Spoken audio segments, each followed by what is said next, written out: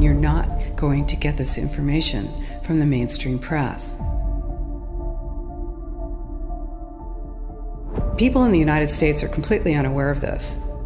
If I go out and talk about this, the United States press will attack me.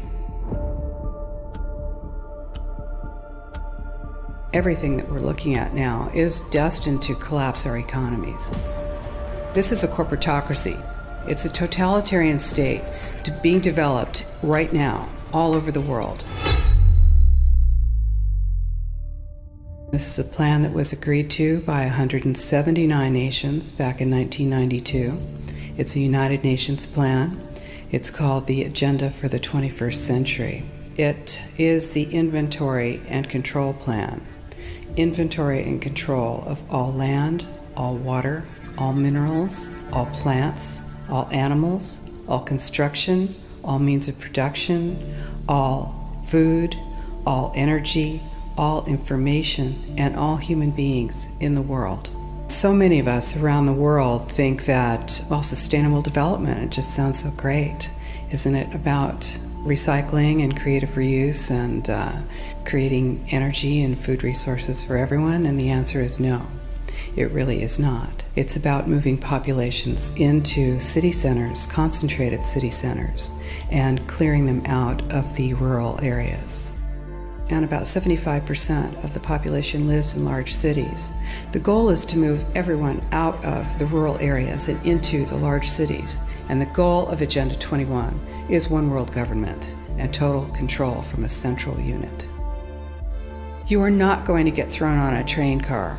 You will just have your roads out in the rural areas pulverized and turned to gravel. You'll have your family well monitored.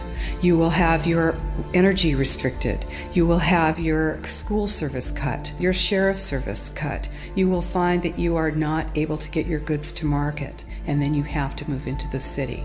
And then you will move into this high-density development that is subsidized with our property tax dollars, and pretty soon you will have the Wildlands Project, which is predicated on moving people out of the rural areas. And this is how it happens. Globalization is the standardization of all systems.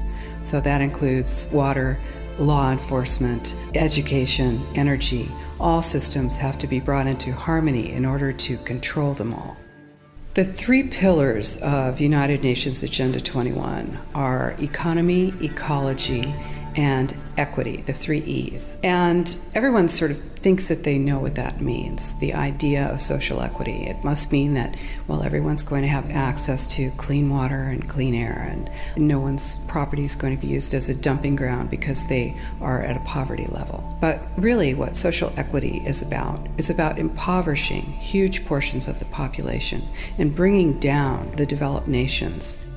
So you need to be your own press. You need to educate yourself. You need to get out there and educate your neighbors, your community, your real community.